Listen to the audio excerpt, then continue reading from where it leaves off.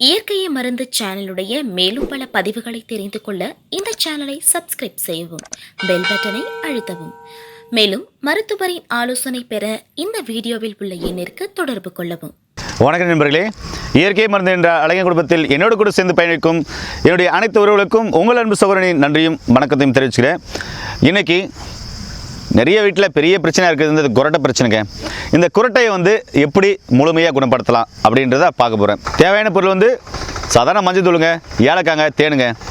சரி, இந்த குரட்டை ஏன் வருது அப்படின்னாக்க, நுரையீரலுக்கு தேவையான நல்ல ஆக்சிஜன் சரியான முறையில் உடலுக்கு போகாத போது நிச்சயமாகவே குரட்டை வருங்க.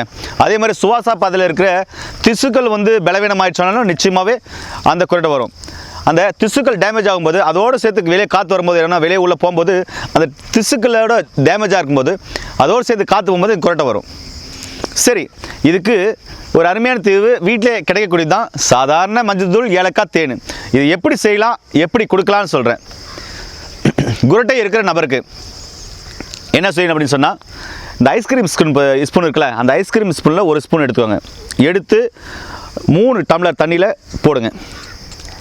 பெரிய பெரிய ஏலக்காய் இருந்தால் 5 ஏலக்காய் போதும். அதோட சின்னசாக இருந்தால் ஒரு ஏலக்காய் தட்டி அதில் போட்டுருங்க.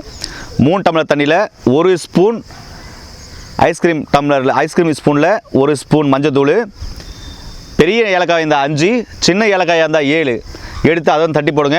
3 டம்ளர் தண்ணி ஊற்றி நல்லா கொதிக்கிட்டு ஒரு 70 ml 50 ml இருக்கிற வரையும், இல்லை 40 ml இருக்கிற வரையும் சுண்ட வைங்க.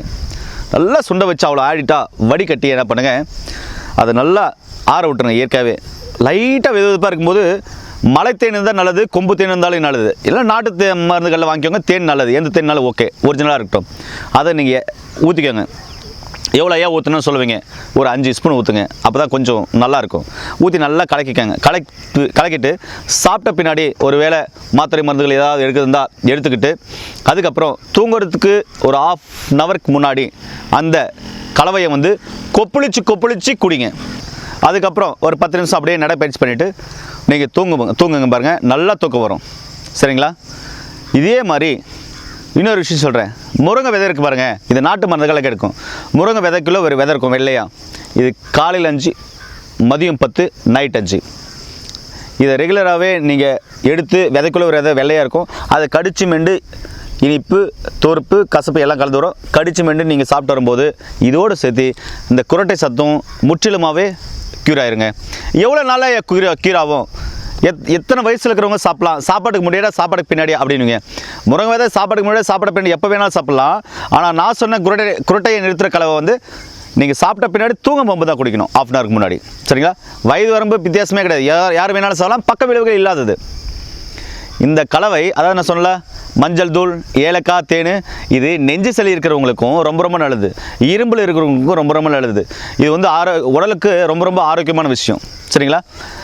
டெய்லி மஞ்சள் தூள் கொடுத்தா ஏதாவது ஆயிருமையா? ஒன்றுமே ஆகாது. அந்த மஞ்சள் தூள் அளவை வேணுமா கம்மி பண்ணிக்கோங்க, ஒன்றும் ஆகாது. சரிங்களா? குரட்டறவங்க டெய்லி எடுத்துக்கலாம். ரொம்ப சிவியராக இருக்குது, மஞ்சள் காமலை இருக்கிறவங்க அப்படி இப்படின்றவங்களுக்கு வேண்டாம். மற்ற இயல்பாகவே இருக்கிறவங்க நார்மலாகவே எடுத்துக்கலாம், உடம்புக்கு ஒன்றும் செய்யாது. சரி, டெய்லி கொடுத்தா ஏதாவது ஆயிருமையா? டெய்லி கொடுத்து ஏதாவது ஆயிரம் நினச்சிங்கன்னா ஒரு நாள் விட்டு ஒரு நாள் கொடுங்க. ஏன்னா நான் சொல்கிற விஷயத்தை சரியாக கடைப்பிடிங்க. டெய்லி சாம்பாரில் மஞ்சள் தூள் சேர்த்துறோம், ஒன்றாகாது. ஏலக்காய் சேர்த்துறோம், ஒன்றாகாது. தேன் யார் வேணாலும் சாப்பிட்லாம். குரட்டை இருக்கிறவங்களுக்கு இது மாதிரி டெய்லியும் கொடுத்துட்டு வரும்போது அவங்க பூர்ணமாக குணமாயிடுவாங்க. குடும்பம் வரை இதை எல்லாருக்கும் ஷேர் பண்ணுங்கள். ரொம்ப நல்ல விஷயம். எங்கள் முன்னோர்கள் கடைப்பிடிச்ச விஷயம். நிறைய பேர் குரட்டையிலேருந்து விடுதலை ஆக்கியிருக்காங்க. அந்த ஒரு ரகசியத்தை தான் இன்றைக்கி நான் உங்களுக்கு சொல்லியிருக்கேன். சரி நண்பர்களே, மீண்டும் இன்னொரு சந்திப்போடு உங்கள் அனைவரும் சந்திக்கும் வரை உங்களிடத்திலிருந்து விடைபெறுவது உங்கள் குடும்பத்தில் ஒருவனாக உங்கள் அன்பு சகோதரர் ஹரிதாஸ். நன்றி, வணக்கம்.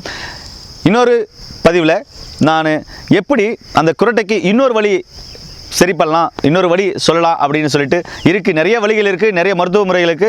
இன்னொரு மருத்துவ முறையில் குறிப்பில் சொல்கிறேன். எல்லா மருத்துவ வீடியோவிலையும், நான் போடுற வீடியோவில் உங்களுக்கு சந்தேகம்னாங்க நீங்கள் ஃபோன் பண்ணி கேட்டுட்டு சாப்பிட ஆரம்பிங்க. சரிங்களா? நல்லது நண்பர்களே, நன்றி, வணக்கம்.